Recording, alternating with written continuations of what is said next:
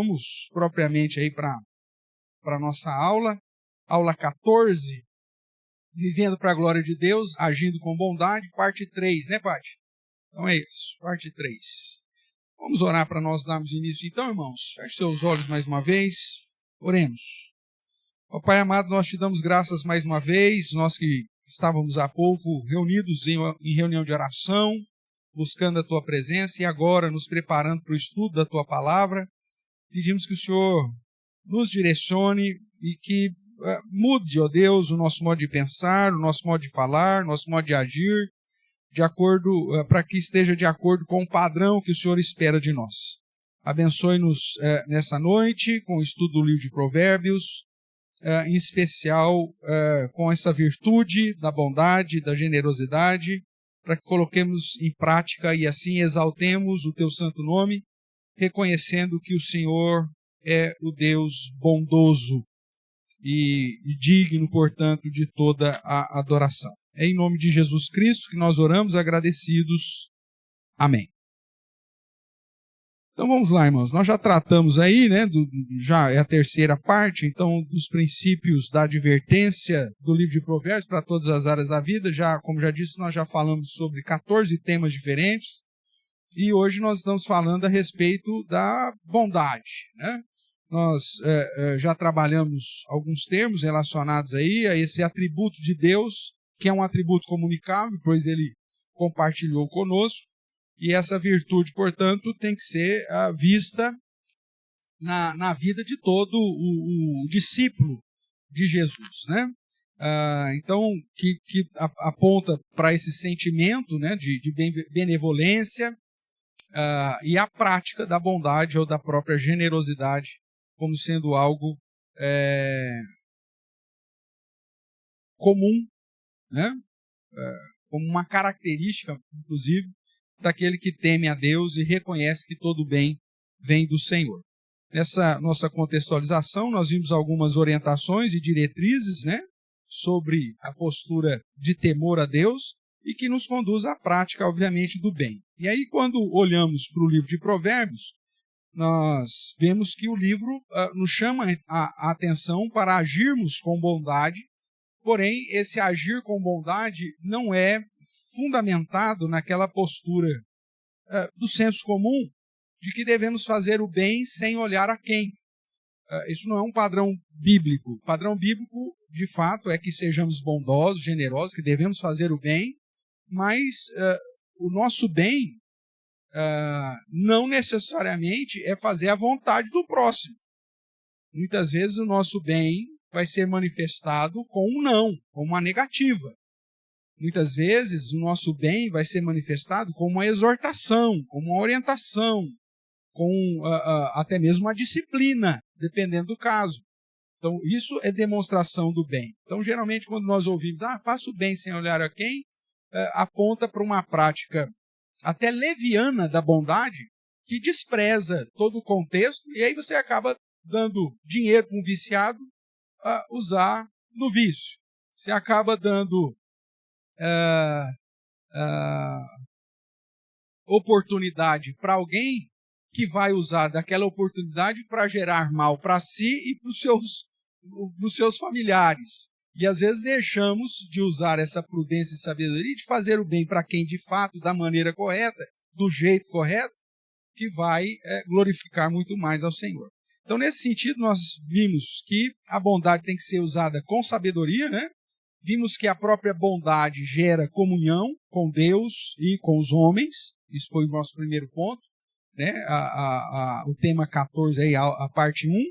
Semana retrasada, porque nós tivemos o culto, né, de ações de graça pelo dia da Reforma Protestante, semana passada. Então, a semana retrasada, tratamos sobre o agir com sabedoria, mostrando essa realidade de que fazer o bem sem olhar a quem não é, de fato, um princípio bíblico, pois o fazer o bem dentro do padrão bíblico pode significar, como eu já disse, dizer um não, repreender, aplicar disciplina, até mesmo correção sobre aqueles que estão debaixo da nossa autoridade. E aí nós fundamentamos então, esse princípio do bem, né? Imagine, nós temos a essência do próprio Deus, é um Deus bondoso. Tem um filme, eu não assisti não, né? Mas alguém me disse, aquele Todo-Poderoso, acho que com um filme aí que o cara passa a ser Deus, né?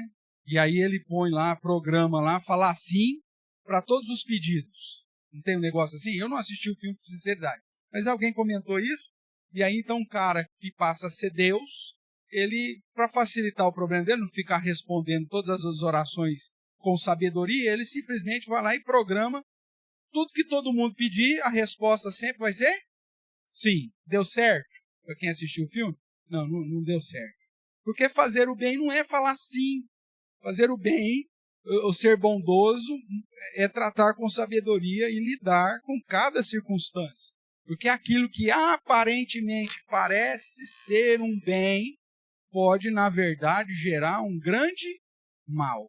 Então, é isso que nós trabalhamos aí nesse ponto. E hoje, nós vamos aí finalizar esse tema, né, sobre a prática do bem, da bondade, do agir com bondade, generosidade, mostrando que, segundo o livro de Provérbios, a prática da bondade, ela gera recompensas, não para quem recebe, mas para quem oferece.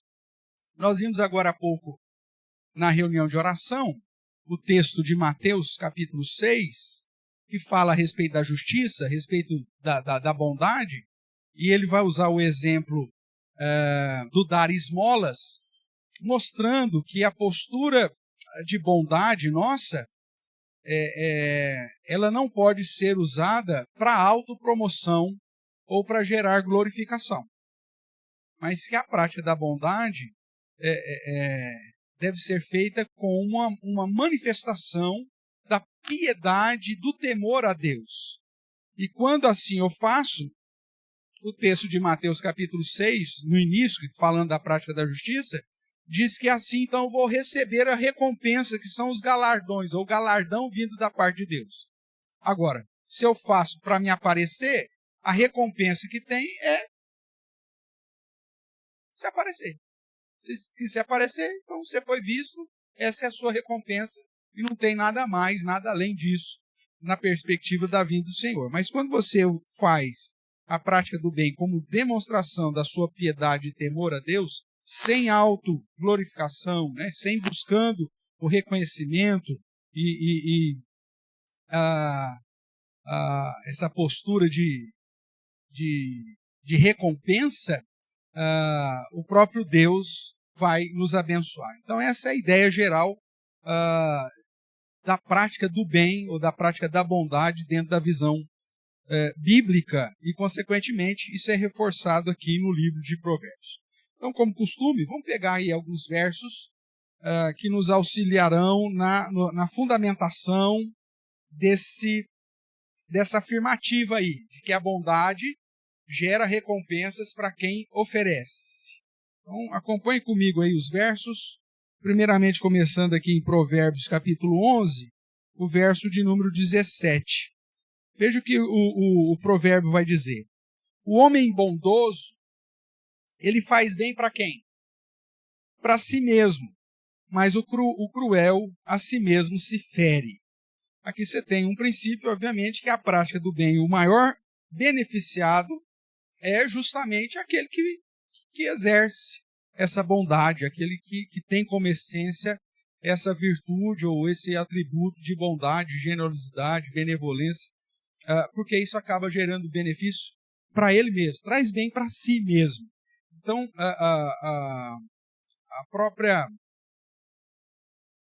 experiência, né, de modo empírico, a gente aprende isso, que quando você tem um princípio bíblico, um padrão bíblico de entender a bondade como algo que glorifica a Deus, o realizar de um ato bondoso, despreendido da busca da autopropaganda e da glorificação, gera benefício, né? A própria ciência vai dizer isso, né? Que ser útil né, agir de modo a abençoar um outro grupo ou outra pessoa, isso traz um senso de utilidade e de autossatisfação que promove o nosso bem-estar. Então, nós vemos que aquilo que a palavra do Senhor já diz há tanto tempo tem sido confirmado, né, pelas ciências modernas, apontando a prática do bem, do voluntariado, a filantropia, essa abnegação, fazer em favor, né, como a ponta da pirâmide lá de Maslow, né, como esse sentimento de satisfação tão somente por ser útil e gerar essa generosidade em favor daquele que precisa, né? Então, nós vemos que, empiricamente falando, o próprio homem já entendeu que a prática do bem, a generosidade, a bondade tem gerado recompensa para si mesmo. E é isso que Provérbios começa a nos ensinar aqui, é algo que ele já tinha falado há muito tempo atrás. Ainda no capítulo 11, nós vamos encontrar aí, no verso 24, a mesma ideia, quando ele diz: a quem dá liberalmente, ainda se lhe acrescenta mais e mais. E ao que retém mais do que é justo, ser-lhe-á em pura perda. O verso 25 continua: a alma generosa, o que vai acontecer com ela? Prosperará. E quem dá a beber será dessedentado. Ao que retém o trigo, o povo amaldiçoa, mas bênção haverá sobre a cabeça do seu vendedor, ou daquele que oferece, né, a oportunidade do trigo.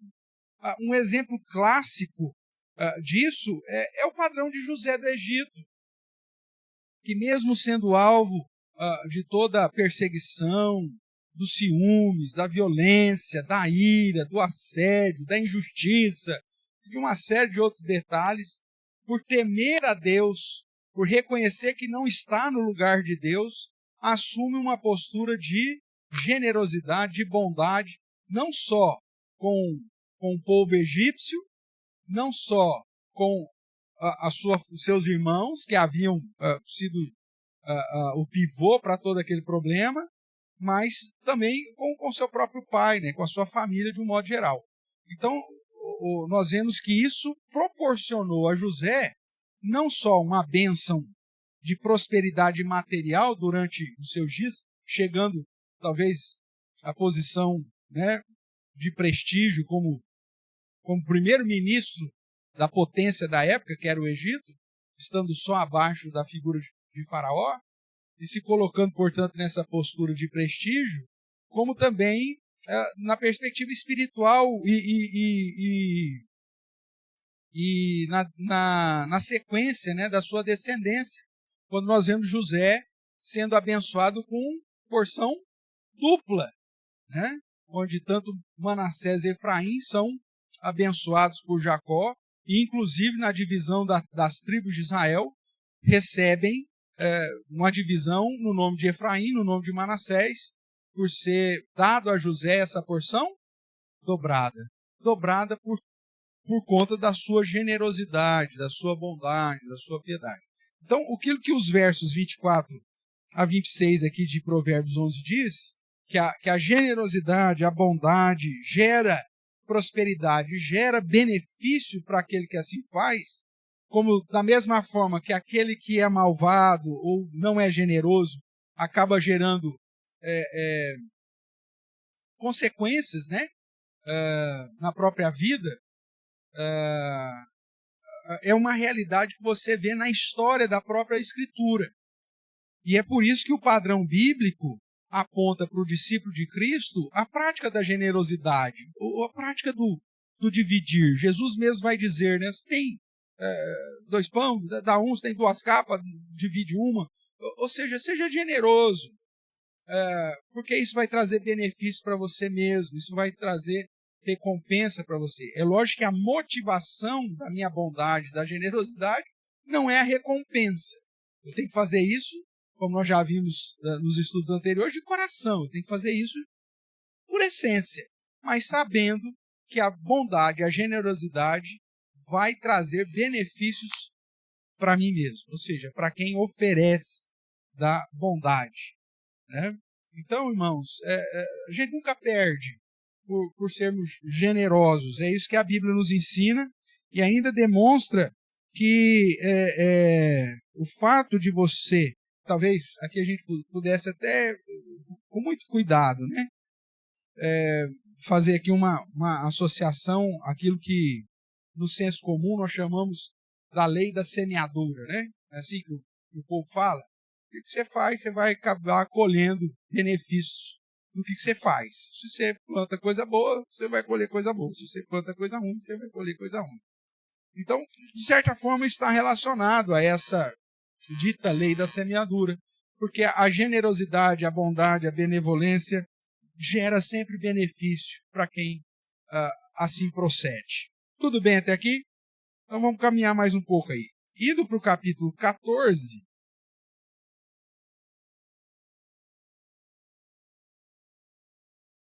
nós vamos encontrar inicialmente no verso 21,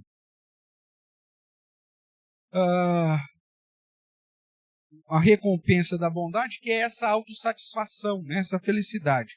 Ele vai dizer assim: o que despreza o seu vizinho peca, mas o que se compadece dos pobres é o quê? É feliz.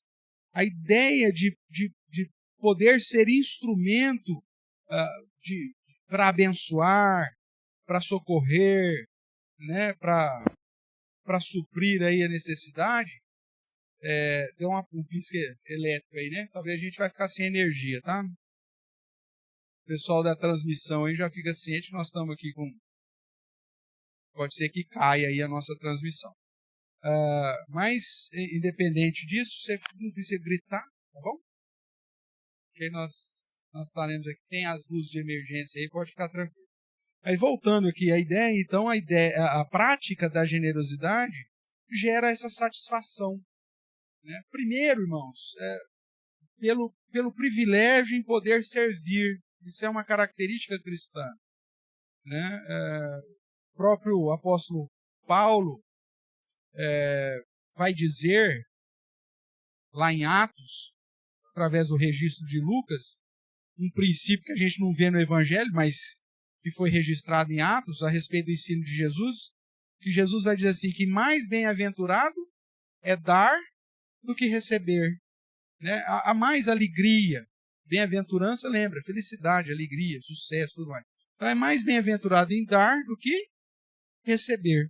Então é justamente o que Provérbios está falando. A prática da bondade, ela gera recompensa para quem oferece. Ela faz satisfação, né? E às vezes são coisas poucas, mas está na nossa essência, uma vez que fomos criados à imagem e semelhança do Senhor, apesar de todo o pecado, da depravação, né, de toda a mancha que o pecado trouxe sobre os atributos comunicáveis, mas desde pequeno, né, a gente sente a satisfação quando a gente ajuda.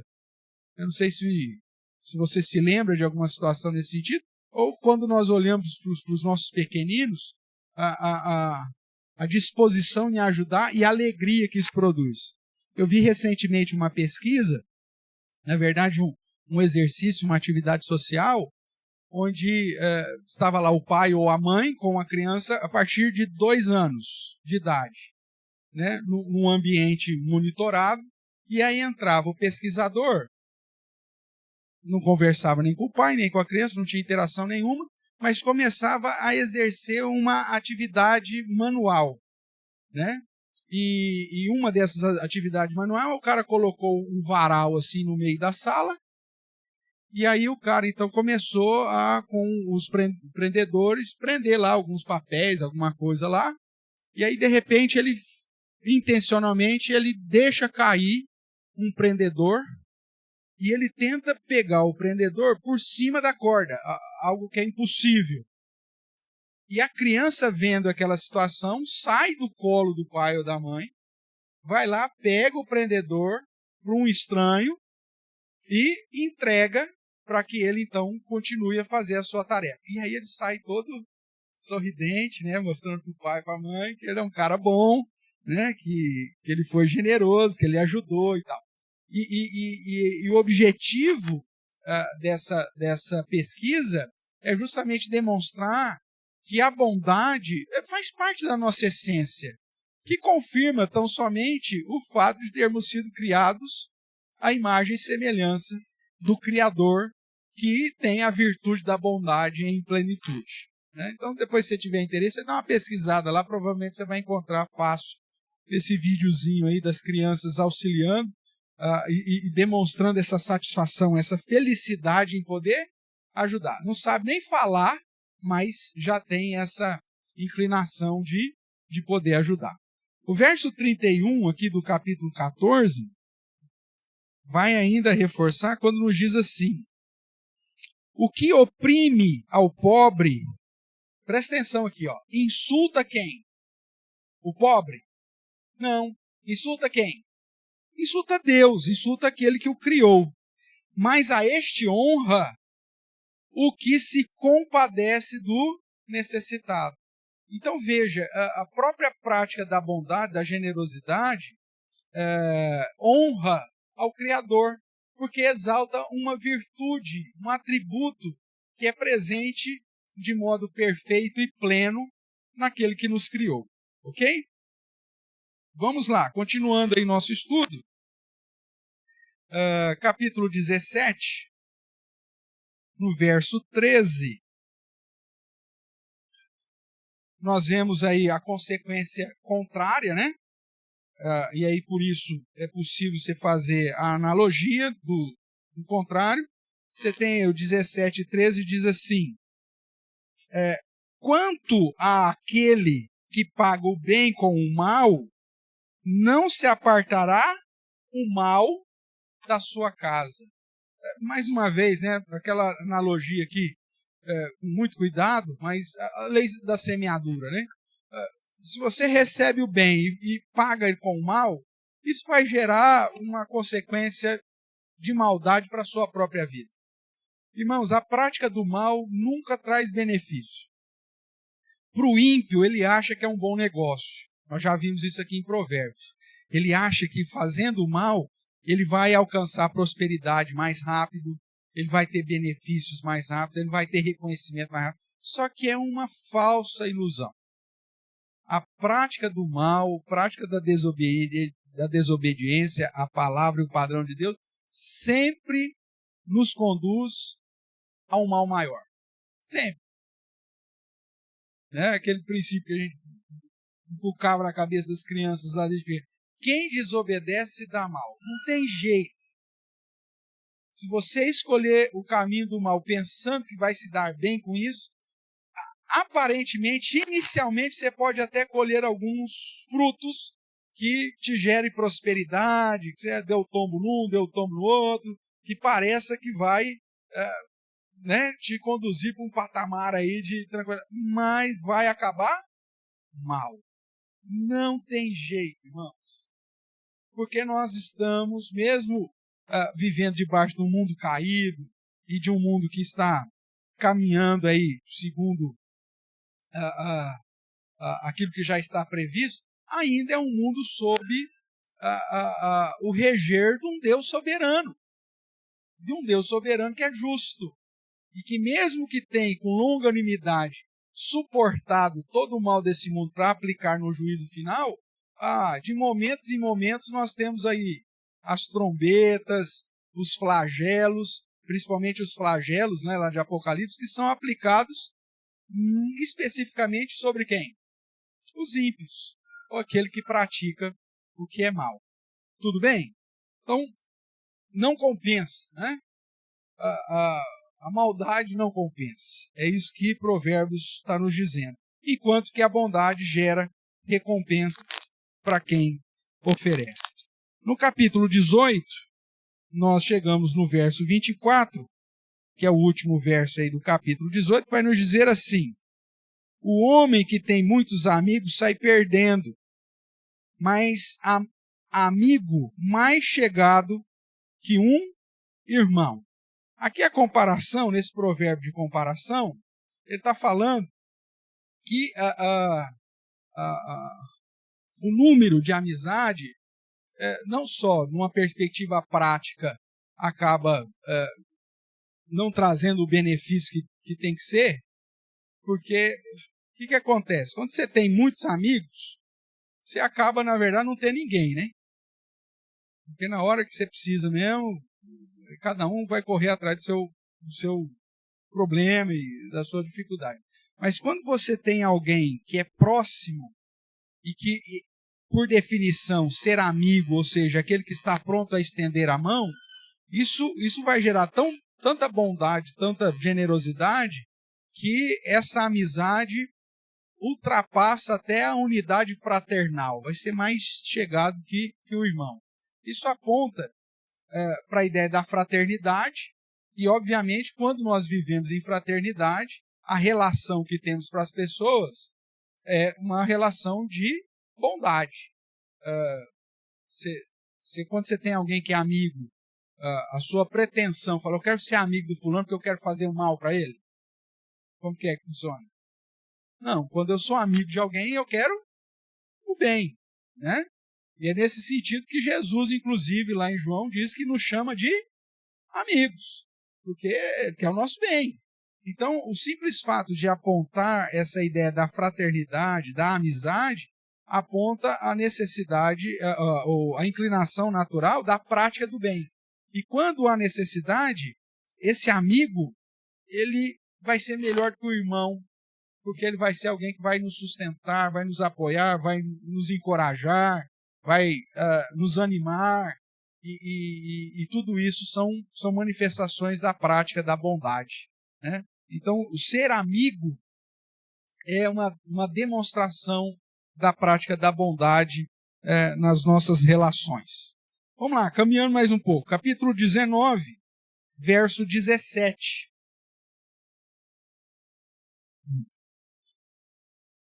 Ainda tratando dessa relação da bondade com aquele que está passando necessidade, né? Ele vai dizer, quem se compadece do pobre, empresta para quem? Olha que interessante esse verso. Quem se compadece do pobre, ao Senhor empresta. E este quem?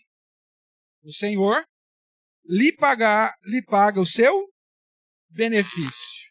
Irmãos, a bondade, a generosidade, o altruísmo, a benevolência que gera a prática da bondade, no socorro de pessoas que estão passando por situações que temem ao Senhor, que não estão naquela condição por práticas pecaminosas, né? Aqui é um necessitado que todo o Antigo Testamento, e o próprio Senhor Jesus vai nos chamar a atenção, daquele que está passando por uma necessidade.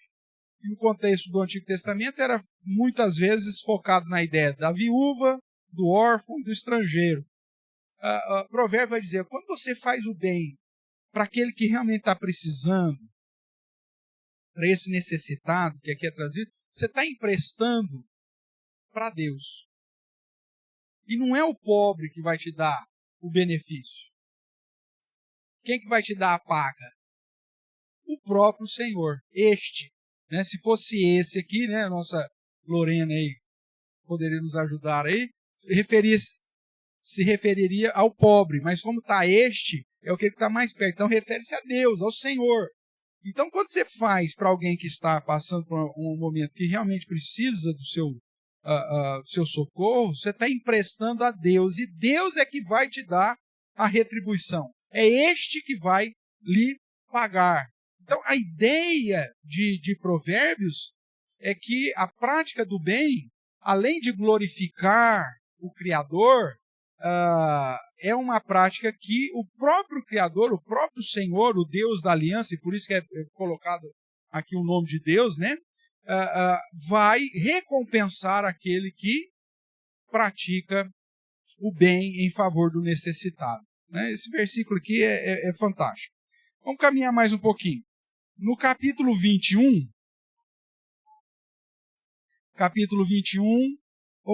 é isso, verso 13, inicialmente, né? Ele vai dizer assim, O que tapa o ouvido ao clamor do pobre, também clamará e não será ouvido. Então, veja, mais uma vez, essa ideia, né, da lei da semeadura, mas que aponta para a ideia de que a prática da bondade te prepara também a ser alvo da bondade. É uma via de mão dupla.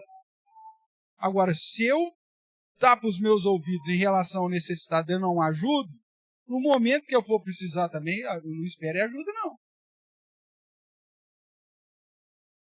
Porque há uma relação, né, de que, como foi traduzido recentemente aí em campanhas, inclusive educacionais, né, gentileza gera gentileza. Né? Basicamente é isso. A bondade promove a bondade. Quando você é bom com as pessoas tendem a ser bom contigo. Quando você vai lá e socorre alguém e depois, por algum momento, você está passando por uma situação adversa, as pessoas elas vão ter prazer em ir lá te socorrer, te ajudar. Então veja, a bondade ela gera recompensa inicialmente para quem oferece. Porque mesmo que você precise um dia, o fato de você ter agido em bondade acaba trazendo uma recompensa. Tem uma prática que é bastante interessante, acho que basicamente é interiorana, né? Talvez ainda no Minas, Goiás, talvez seja visto com mais vivência esse negócio. Mas antigamente, eu lembro, por exemplo, a vida já era muito mais difícil. Mas eu lembro, por exemplo, a minha avó agindo com benevolência e com bondade, às vezes com outras famílias que estavam passando por situações difíceis, e aí fazia um pão, aí pegava e enrolava o pão lá num pano de prato lá, e falava pão dos netos, leva lá para a dona fulano de tal. Aí vai lá, os netos, o pão enrolado no pano de prato, isso quando caía, né? É verdade, mas a maioria das vezes não. Aí a gente ia lá, levava o pão para a vizinha, ou para a mulher que morava no quarteirão de baixo, coisa desse tipo. E depois não eram poucas as vezes que em um determinado momento estava lá alguém lá da família, daquela senhorinha que se ajudou, também trazendo, sei lá, um frango que tinha matado, às vezes um pernil de um porco. Né? Então, antigamente você via isso com mais a generosidade sendo retribuída de uma maneira mais. Hoje você dá o Tupperware, nunca mais recebe de volta, né? E se por um milagre volta, vem vazio, né? Mesmo que você entregou ele cheio lá de doce de abóbora. Né? Então, a generosidade dos nossos dias tem ficado aquém, né, Dona Gertrudes? Mas antigamente era mais comum você ver essa prática, essa troca de bondade, generosidade e tal.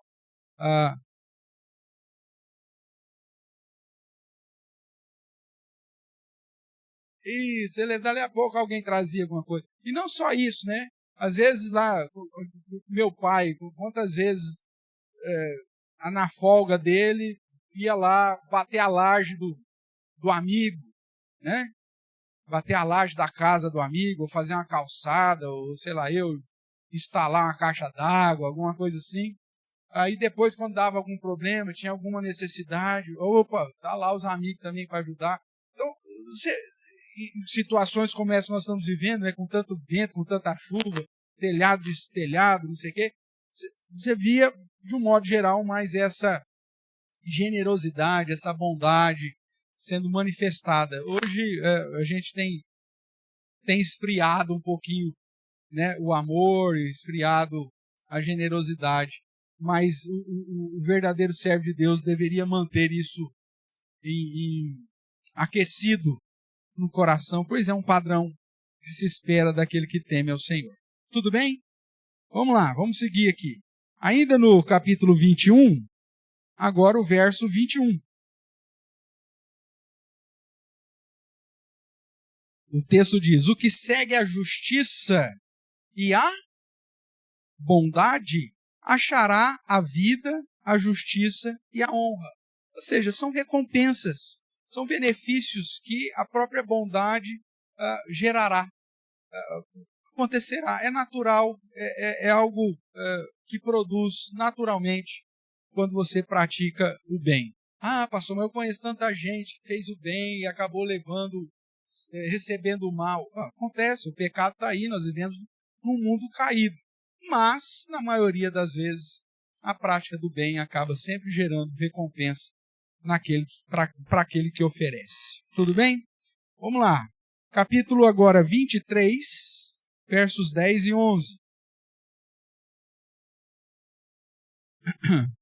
Aqui está falando de uma prática ética, né, mas que demonstra bondade. 23, verso 10 e 11 vai dizer assim: não removas os marcos antigos e nem entres nos campos dos órfãos, porque o seu vingador é forte e lhe pleiteará a causa contra ti. Veja que o termo vingador aí está com letra maiúscula, porque refere-se ao Senhor. Né? Em vários momentos na Bíblia você vai ver, o Senhor é o vingador, o justo vingador. Então, da mesma forma que Deus, quando você faz ao pobre, você está emprestando para Deus e Deus vai te pagar, quando você faz mal para o necessitado, aqui o órfão, é a ideia que são crianças pequenas que não têm condições de lutar e preservar a própria cerca, e aí você vai aproveitar isso e ganhar parte da propriedade desse órfão, né? Deus compra a briga dele. A sua maldade vai ser tratada não com o órfão, que não tem força e às vezes não tem nem idade, né? Mas quem vai comprar a briga contra você é o próprio Deus. Então, a prática do bem, irmãos, gera benefícios do Senhor. O Senhor é quem vai nos pagar, como nós vimos há pouco. Mas também a prática da maldade, principalmente com o necessitado, vai comprar briga com o próprio Deus. E Deus vai cobrar esse negócio. Porque ele é vingador. Esse é o termo que aparece aqui. Então, a prática do bem deveria ser uma constante na vida daqueles que temem ao Senhor. Capítulo 24. Veja quantos versos, né, que tratam disso. Aqui já num contexto já de relação interpessoal, nós vemos assim o verso 24 e 25. O que disser ao perverso, tu és justo, pelo povo será maldito e detestado pelas nações. Mas o que o repreenderem, se acharão bem, e sobre eles virão grandes bênçãos. Irmãos, a prática da justiça e da bondade anda de mãos dadas, né? Nós vimos agora há pouco, né, no verso anterior, que é aquele que pratica a justiça e a bondade. Então, quando você está revestido de autoridade e você chama o injusto de justo, quando você faz aquilo que nós temos aquilo que nós temos visto, né, no nosso contexto contemporâneo, isso vai gerar consequência, meu amigo. Esse negócio não vai terminar bem, irmão. Se você estiver vivo, você ainda vai ver esse negócio. Não vai terminar bem. Porque toda a prática de maldade, toda a prática de injustiça, fere a bondade e a justiça do Criador. Isso vai trazer consequências, né, não só terrenas, num momento específico da vida, mas também eternas. E é engraçado, né, que você pode ver aqui o verso 24, eu não consigo ficar sem falar, né? Então vamos lá. O que disser ao perverso, tu és justo, pelo povo, a ideia do povo aqui, o povo justo, então será maldito e detestado pelas nações, né? Poderia muito bem ser traduzido, receberá a lei Magnitsky, né? Porque as nações vêm e odeiam porque você está agindo de uma maneira injusta, chamando de justo o perverso. Você está liberando da cadeia. Eu vi um número aí, eu não vou lembrar agora exatamente, mas o número de traficantes que foram retirados com habeas corpus, não sei o quê, com manobras jurídicas nesses últimos anos. Alguém chegou a ver isso em algum lugar? Depois você pesquise. É um número assim absurdo. Milhares. Aí você fala assim, não, tá tudo complicado, né? Não é possível. E aí você fica, pô, mas esse negócio vai continuar assim? Calma. A longanimidade de Deus, irmãos, permite que o ímpio cultive para si, traga para si o máximo de impiedade e perversidade. Esse negócio não vai acabar bem. Essa prática da injustiça não vai acabar bem. Chamar o perverso de justo não vai acabar bem. Veja que aqui eu não estou defendendo nenhum outro lado, porque não tem justo nessa história, tá bom? Como a Bíblia diz, todos pecaram.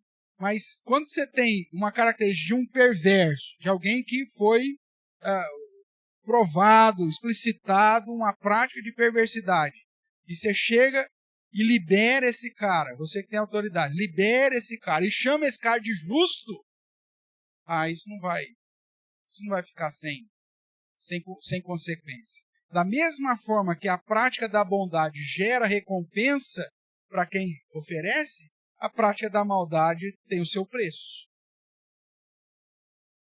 E como nós vimos nos versos anteriores, é comprar briga não com os conservadores norte-americanos. Não. É comprar briga com o vingador, com V maiúsculo, o Senhor, com caixa alta. Né? E isso não vai acabar bem.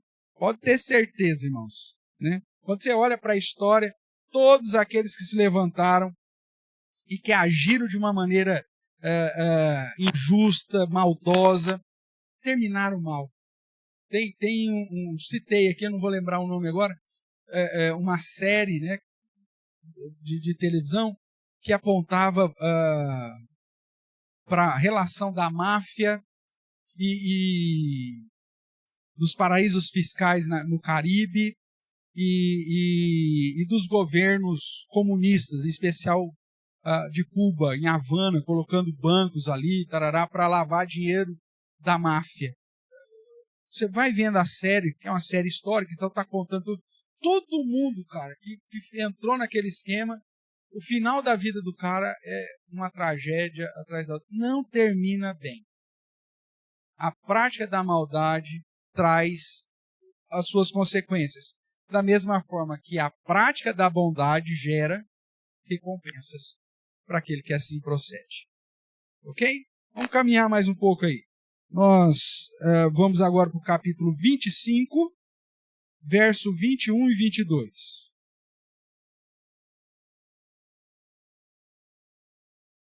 Se o que te aborrece tiver fome, dá-lhe pão para comer. Se tiver sede, dá-lhe água para beber, porque assim amontoarás brasas vivas sobre a sua cabeça. Presta atenção. E o Senhor te retribuirá. Veja que esses versos aqui de Provérbios é a base que Paulo utiliza lá em Romanos, capítulo 12. Eu não sei se na sua Bíblia tem nota de rodapé, mas muito provavelmente vai ter uma referência cruzada aí dos versos 21 e 22, lá com Romanos 12, verso 20, se não me engano. É isso que está aí? Se quem tem nota de rodapé, provavelmente você vai ver essa referência cruzada. Então, Paulo utiliza-se desse provérbio justamente para dizer que nós devemos pagar o mal com o bem. E qual que é o motivo que está explícito aqui em provérbio? Porque você pagando o mal com o bem, quem que vai te retribuir? O Senhor. É sempre uma relação com Deus, irmãos. A minha prática de bem vai ser retribuída pelo Senhor. Da mesma forma que a minha prática injusta e de maldade vai ter como o maior opositor e juiz o vingador, o próprio Deus.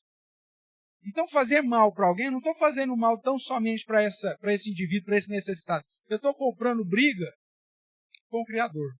E quando eu ajo de acordo com o padrão de bondade bíblica, com sabedoria, fazendo o que é certo, do jeito certo, eu estou entrando no alvo da benevolência do próprio Deus.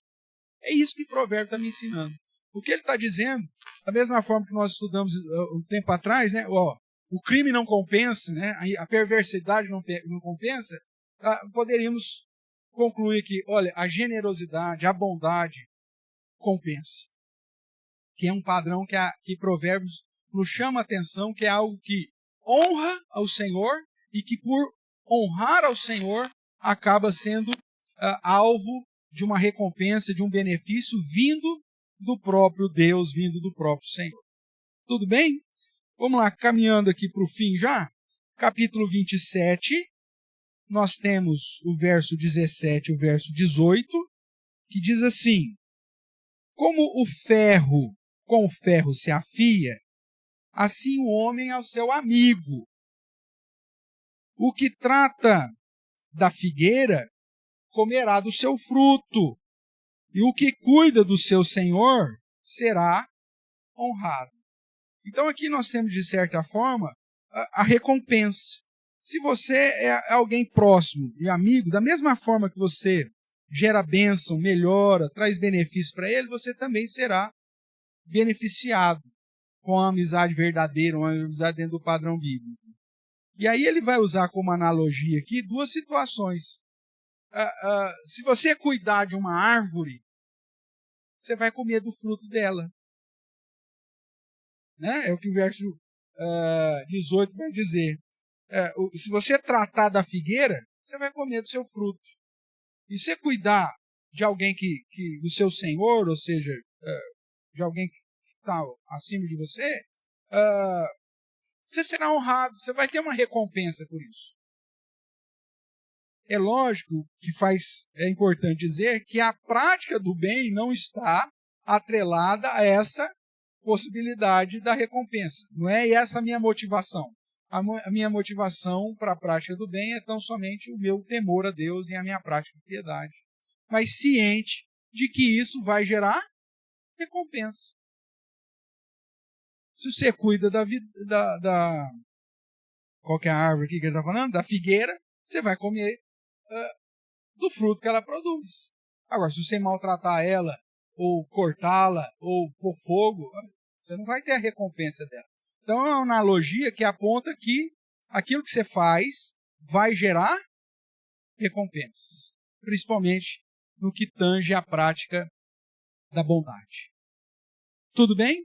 E o último verso que eu separei aí está no capítulo 28, verso 27, além que a gente poderia ainda citar outros versos, em especial lá, a mulher virtuosa, né, que mostra da generosidade dela, estende a mão ao aflito, tal, e por isso ela é louvada, né, tem o reconhecimento também que aponta para a prática da bondade, mas preferi parar aqui no capítulo 28, o verso 27 nos diz assim: o que dá ao pobre não terá falta, mas o que dele esconde os olhos será acumulado de maldições. Veja, existe uma relação do socorro ao necessitado, ao órfão, à viúva, ao pobre, como sendo um instrumento para gerar recompensa para nós. Não é à toa que o próprio cristianismo, até no início, né, da igreja cristã, quando o Concílio de Jerusalém se reúne para tratar do agregar do gentio na igreja, você vê que uma das preocupações que eles tinham, né, de santidade, de falta de idolatria e tal, mas sempre apontando também para a prática da bondade, né, do socorro ao necessitado e ao pobre. Há um texto interessante, inclusive nós que estamos estudando Gálatas aos domingos, né, que nós vamos estudar no próximo domingo agora, que quando Paulo vai a Jerusalém para se encontrar com a liderança cristã e os apóstolos, ele vai descrever que ele foi recebido ali por Tiago, né? E uma das expressões que os próprios líderes, né? Tiago, João e Pedro vai dizer é que ele cuide dos pobres, né? Quer ver? Deixa eu encontrar aqui o verso propriamente.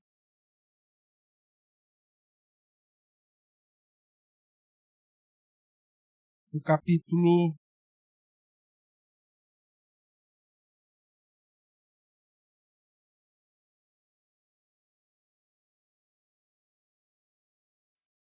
2, o verso 9 e 10 de Gálatas, vai dizer: e quando conheceram a graça que me foi dada, Tiago, Cefas e João, que eram reputados colunas, né, líderes, me estenderam a mim, a Barnabé, a destra da comunhão, a fim de que nós fôssemos para os gentios e eles para os judeus, os da circuncisão, recomendando-nos somente que nos lembrássemos dos pobres, o que também me esforcei por fazer. Então, essa prática de socorro ao necessitado, irmãos, é uma prática de benevolência, de bondade, essência do cristianismo. Não para autopromoção, não para glorificação, mas como instrumento de piedade e temor a Deus, ciente de que o próprio Deus apresenta que a prática do bem em favor dos verdadeiros necessitados gera a recompensa do Senhor para conosco.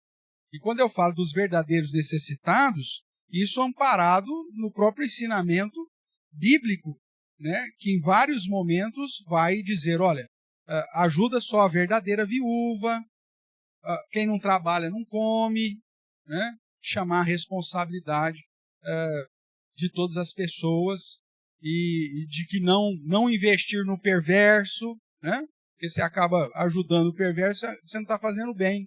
Pelo contrário, você está fazendo mal para o próprio perverso, porque ele vai permanecer na perversidade, e ele vai usar aquele dinheiro ou aquele recurso que você está dando para ele para prejudicar, talvez, outros justos. Então, essa sabedoria na prática do bem para gerar recompensas para quem assim procede. Concluindo, veja que a sabedoria ela precede a bondade, né? Porque a bondade sem sabedoria não necessariamente é bondade, como nós temos reforçado aqui no nosso estudo. Aquele fazer o bem sem olhar a quem pode gerar um problema muito maior. A bondade bíblica ela exige prudência e sabedoria no exercício dela. Nós somos chamados a seguir o padrão do nosso Deus, que é benevolente e bondoso para os que se refugiam nele, conforme diz Naum, capítulo 1, verso 7, texto que estudamos também recentemente. E mesmo que ele seja tardio em irar-se, é grande em poder, e conforme Naum vai nos ensinar, jamais inocente o culpado. Se Deus fizesse o bem sem olhar a quem, não haveria juízo. O padrão do nosso Deus é a prática bondosa, pois ele é bom na sua plenitude, mas uma bondade pautada em preceitos, em sabedoria, em prudência. Não é, como falei lá do filme lá, programar para responder sim para todo mundo. Porque se fizer isso, vai dar problema, tá certo? Então, Deus é bom, segundo Romanos capítulo 2, de 2 a 11, e sabe recompensar os bons. Enquanto que os malvados, ele abate. É assim que o padrão bíblico vai chamar. Se não agora, num contexto de juízo final. Portanto, o livro de Provérbios nos ensina que a prática do bem tem que ser uma característica vista em nós, todos aqueles que amam o Senhor e que são chamados discípulos de Jesus. Mas essa prática do bem não está desassociada da sabedoria, da prudência, da piedade e do temor ao nosso Deus. sabendo que o bem feito ao verdadeiro necessitado é como se estivesse fazendo bem ao próprio Criador e Senhor.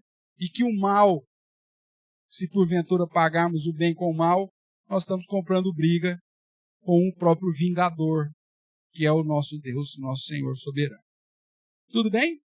Perguntas?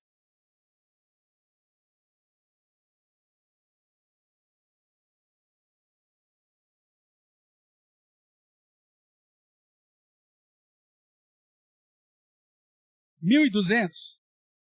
9.200. É um negócio absurdo, gente. O Roberto, né, o presidente Roberto, que eu citei aqui, falando daquele verso lá, daquele que chama o perverso de justo, que trata da realidade. 2024, só em 2024, 9.200 habeas corpus para traficantes. É isso? 9.100, quase 9.200 traficantes. E depois tem gente que não acredita que nós estamos vivendo um narco-estado, né? Cara, nós estamos perdidos. Só a graça do Senhor mesmo para nos livrar. E o ser votando direito, como nós já estudamos aqui também, né? Porque, pelo amor de Deus, né? Falar que é crente, votar nesses picaretas, você devia perder o céu. Eu sei que o céu a gente não perde, mas olha, devia. Porque, olha, é complicado, hein? Porque você tá, irmãos, fazendo a mesma coisa que aquele que está investido de autoridade faz quando você chama o perverso de justo. Porque quando você elege o perverso, você está colocando ele como justo. Você está se igualando, né? Você está se igualando. Então, cuidado, hein, gente? É muito perigoso. A gente sabe, né? Já estudou recentemente, a tendência é uma vida complicada, vai apertar cada vez mais. Mas pelo menos no contexto que dá para a gente tentar melhorar na responsabilidade nossa, vamos fazer o serviço direito, né?